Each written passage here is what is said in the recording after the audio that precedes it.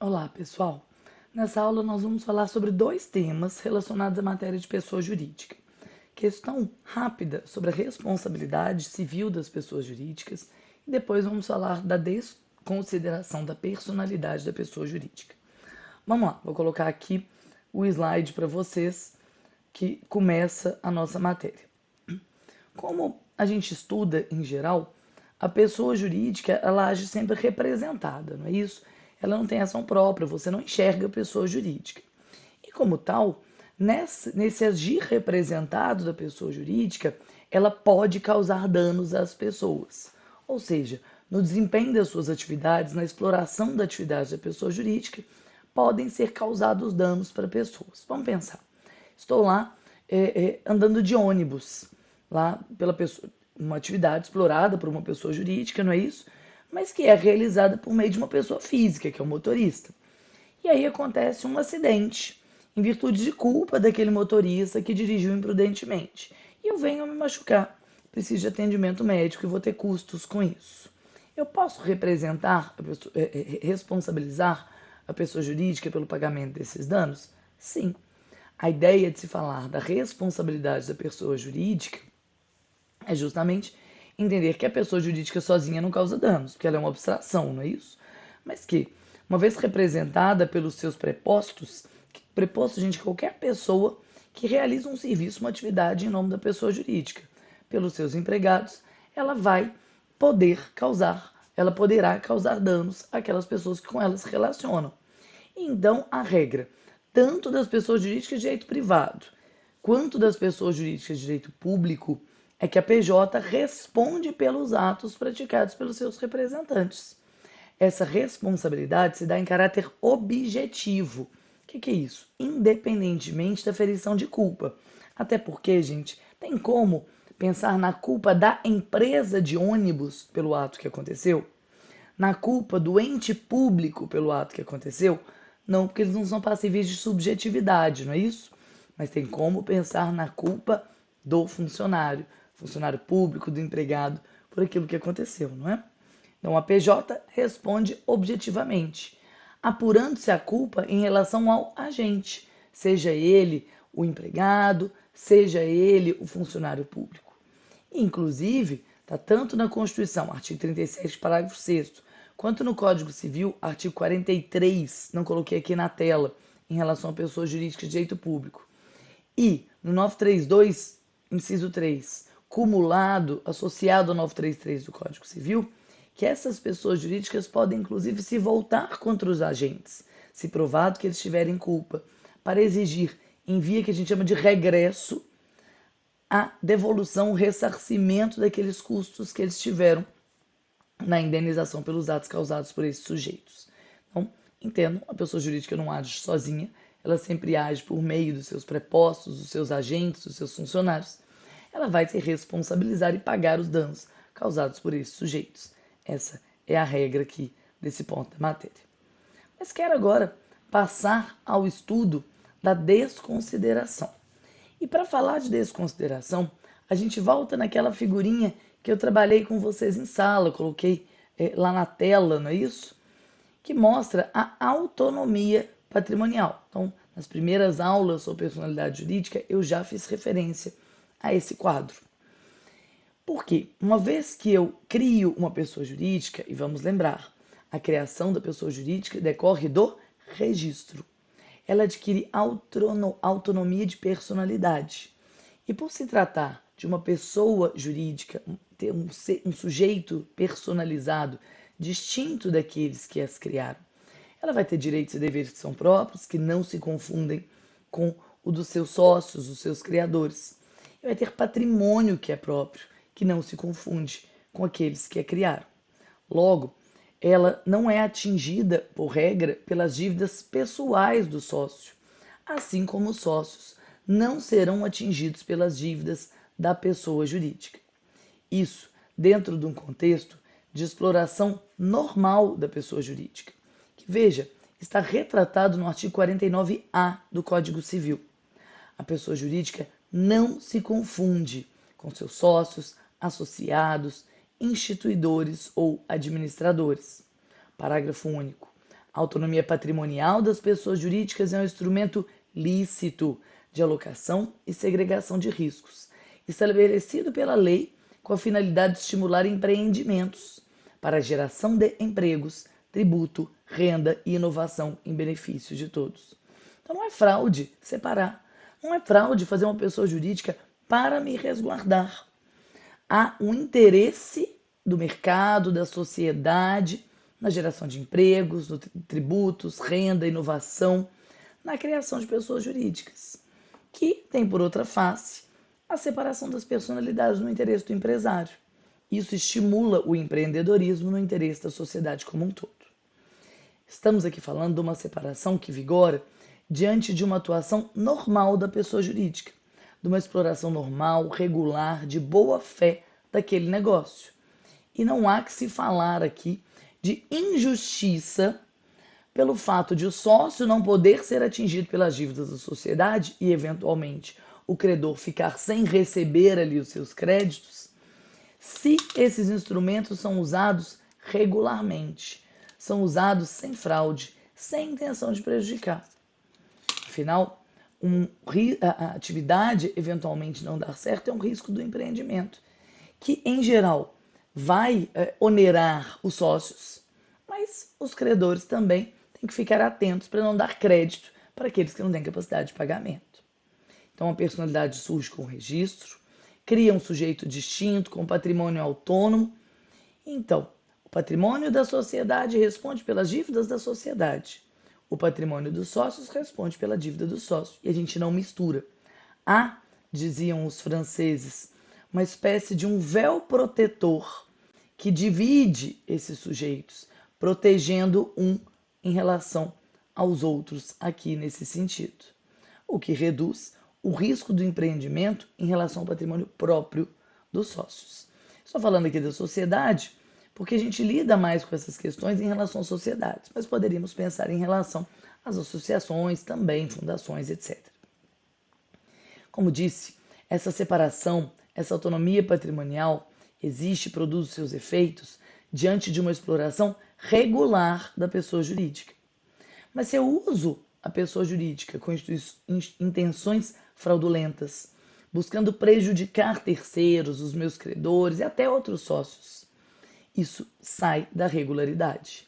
Estaremos diante da situação que caracteriza o chamado abuso da personalidade jurídica.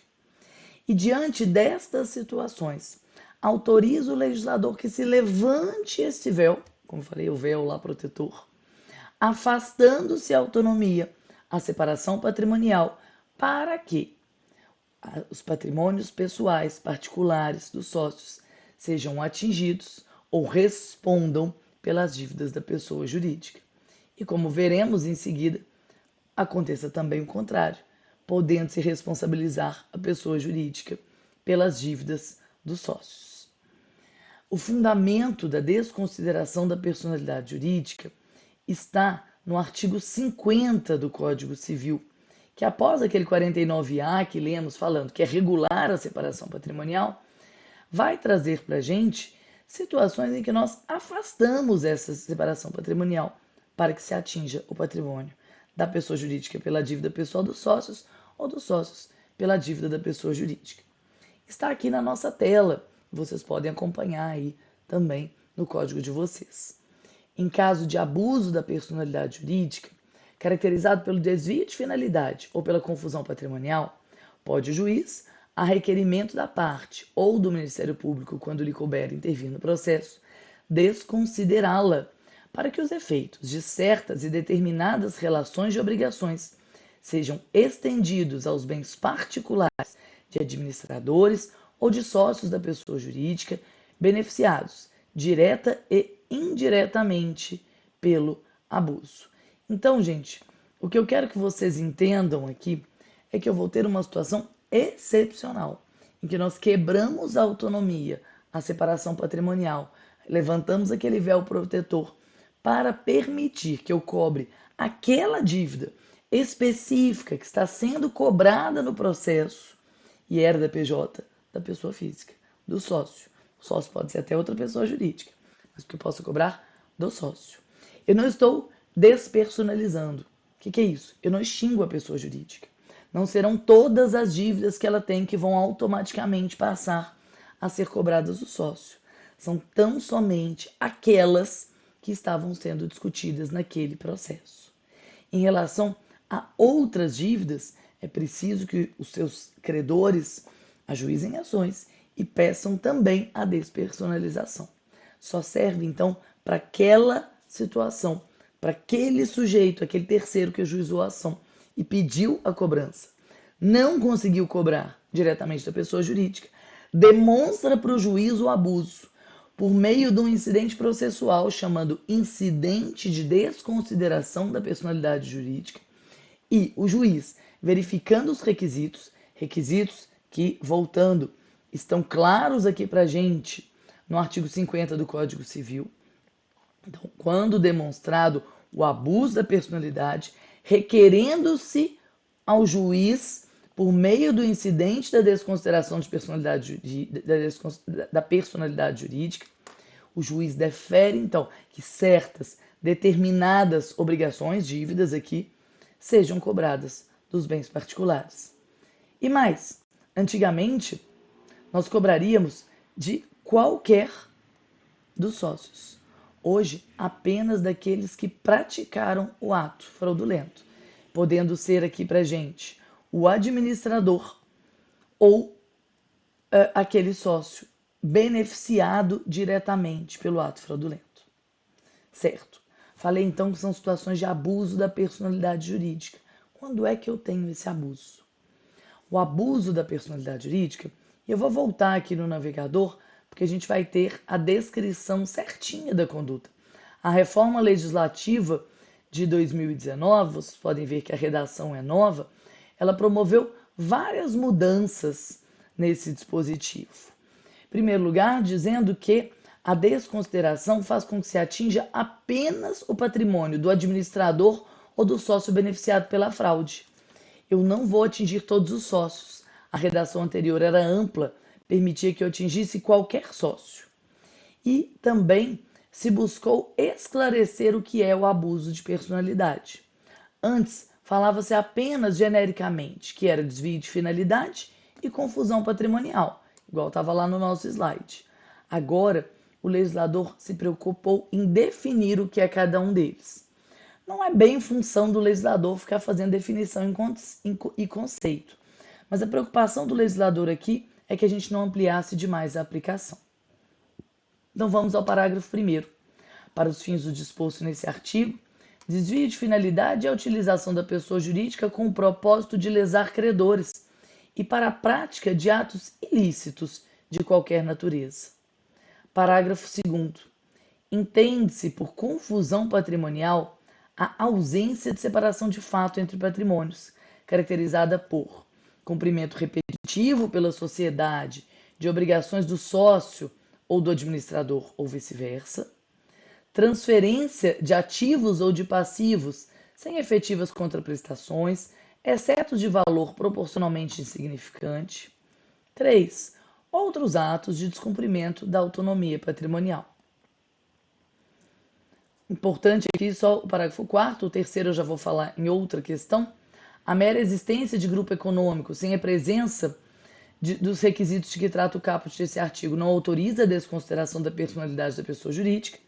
E parágrafo 5º, não constitui desvio de finalidade a mera expansão ou alteração da finalidade original da atividade econômica específica da pessoa jurídica. Voltemos aqui para o nosso slide. Então, nós temos duas figuras. A confusão patrimonial, que é a ausência da separação de fato entre os patrimônios. Estou falando aqui, gente, de uma situação em que eu uso patrimônio da PJ para satisfazer meus propósitos pessoais. Eu pego, por exemplo, um boleto meu, da Carla, pessoal, e pago com o dinheiro que está na conta da pessoa jurídica. Eu uso para finalidades privadas e não finalidades ligadas à atividade econômica os bens da pessoa jurídica. O meu carro, que eu uso para a minha vida pessoal, está no nome da PJ. A minha conta de telefone, do telefone que é usado para finalidades pessoais, está no nome da PJ. Qual é a questão? Não fica claro o que é de quem. A autonomia, a separação patrimonial existe, mas ela tem que ser praticada. não apenas quando há meu interesse de não ser atingido pelos credores, não é isso? Se não fica clara essa distinção, se há essa confusão entre os patrimônios, como é que o credor vai saber? Por que ele não vai entender que o dinheiro está sendo desviado para as minhas finalidades pessoais quando eu uso o patrimônio da PJ para ela? Então, nessa situação, ele pode pedir desconsideração. E o desvio de finalidade vai falar de qualquer outra situação em que eu uso a pessoa jurídica com propósitos fraudulentos, para ilícitos, para lesar os credores. Aqui é uma hipótese mais aberta, né, gente? Uso a pessoa jurídica fora das suas finalidades, porque a gente tem que colocar, né, lá no contrato social, nos estatutos, qual é o objeto da sua atuação, da sua atividade. Tudo isso, quando praticado, atuação fora da finalidade, desvio de patrimônio, praticado de forma substancial e reiterada, vai permitir aos sujeitos que peçam ao juiz a desconsideração da personalidade da pessoa jurídica. E a consequência é que a autonomia patrimonial vai ser afastada, não vai ter eficácia, não vai produzir os seus efeitos apenas perante os fraudadores, que vai ser o sócio beneficiado pela fraude. Então é aquele sócio que usa o carro da pessoa jurídica, não os demais. E os administradores da PJ porque participam da fraude, não é isso? Esses sujeitos, então, poderão ser atingidos nos seus patrimônios pessoais para saldar, pagar os débitos, as obrigações da sociedade. E agora, isso não tinha também previsão na redação original do Código Civil, mas o legislador o fez na alteração de 2019. É possível o contrário, que também diante das hipóteses de abuso de personalidade jurídica, eu busque o pagamento das dívidas pessoais do sócio que não tem condição de pagar os seus credores por meio do pagamento da pessoa jurídica, especialmente quando há confusão patrimonial, mas também poderia pensar em desvio de finalidade. O principal aqui é a confusão patrimonial. Essa situação, a qual nós vamos chamar de desconsideração inversa, começou a ser praticada ou prevista na jurisprudência, porque, como eu disse, não estava na redação original do Código Civil. Especialmente a jurisprudência de direito de família, pessoal. O que acontecia? O sujeito via lá que o casamento dele estava indo pelo ralo. E ele percebia, nossa, eu vou ter que dividir com o meu cônjuge. Eu posso aqui fazer uma narrativa mais machista dessa situação, né, gente? Dividir com o meu cônjuge todo o patrimônio que eu juntei com o fruto do meu suor e do meu trabalho, porque o meu cônjuge ficava só em casa, cuidando dos filhos, mas não trabalhava. Não contribuiu para a aquisição desse bem. Vocês já estão vendo essa situação, né? Então, não é justo. Já vou contar para vocês, é justo sim, porque quem não está trabalhando, está cuidando da casa, está poupando um custo também. Tudo é trabalho. E, na verdade, quando a gente faz uma união conjugal com regime de comunhão de bens, nós estamos entendendo que há esforços comuns de toda a natureza e não apenas esforços econômicos para a aquisição do patrimônio. E que, independentemente das contribuições econômicas individuais, os bens serão repartidos igualmente entre os sujeitos, aqueles bens adquiridos na constância do casamento ao término da união. Mas aquele sujeito que achava isso injusto, o que ele fazia? Olha, eu vou transferir os meus bens do patrimônio pessoal para a pessoa jurídica. Ou às vezes até já fazia isso antes. Eu vou comprar o carro, eu vou comprar o imóvel, eu vou deixar todo o meu bem no nome da pessoa jurídica. Porque aí a pessoa jurídica que eu tinha até antes de casar não vai à partilha, né, gente? Não vou discutir ela no final do casamento. E aí, na hora do divórcio, o cônjuge que não fez as contribuições vai fazer a partilha. Nesse momento é listado, não é isso? A gente faz o inventário de todo o patrimônio e descobre que não tem nada para dividir ou tem muito pouco para dividir. Mostra para o juiz que houve abuso da personalidade jurídica, que houve um abuso dessa separação de patrimônio a fim de prejudicá-lo no exercício do seu direito à meação, à metade do patrimônio na hora do divórcio. E o juiz dava a desconsideração inversa. Isso também acontecia com pedidos de pensão alimentícia. O sujeito tinha um filho numa relação sem casamento e na hora que o filho, né, o titular do direito de alimentos, ia pedir alimentos em juízo, o sujeito mostrava, Olha, eu não tenho patrimônio nenhum, eu não tenho dinheiro para pagar, eu nem renda tenho, eu não sou empregado. Mas ele era sócio da pessoa jurídica por meio da qual ele recebia ali lucros todos os meses, né, gente? O juiz, então, observando essa situação, esse ocultamento patrimonial, dava a desconsideração inversa, para que o patrimônio da pessoa jurídica fosse atingido por essas relações jurídicas pessoais do sujeito. Então, a dívida, a pessoa jurídica vai ser responsabilizada com seus bens por uma dívida, por um dever pessoal do sócio ou do seu administrador, nas mesmas hipóteses que a gente viu de confusão patrimonial ou desvio de finalidade previstos no artigo 50. Só antes de passar para essa última tela, voltando aqui na regra do código. Estamos falando agora do parágrafo 3º, que eu disse para vocês que eu trabalharia depois. O disposto no caput, nos parágrafos 1º e parágrafo 2º, né, o que é a desconsideração, os seus requisitos e quais são as suas hipóteses desse artigo, também se aplica a extensão das obrigações de sócios ou administradores à pessoa jurídica. Então, cobrar da pessoa jurídica a obrigação que é do sócio, que é do seu administrador. Isso já vinha na jurisprudência e hoje foi consolidado pela previsão na legislação. Lembrando que sempre é preciso um incidente de desconsideração da personalidade jurídica feito em relação àqueles direitos e deveres específicos discutidos no processo. Quanto a todos os outros, a separação patrimonial continua produzindo seus efeitos. Essa é a hipótese de desconsideração prevista no Código Civil.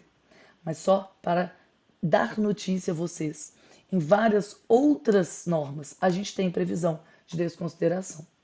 O direito do consumidor e o direito tributário facilitam a desconsideração.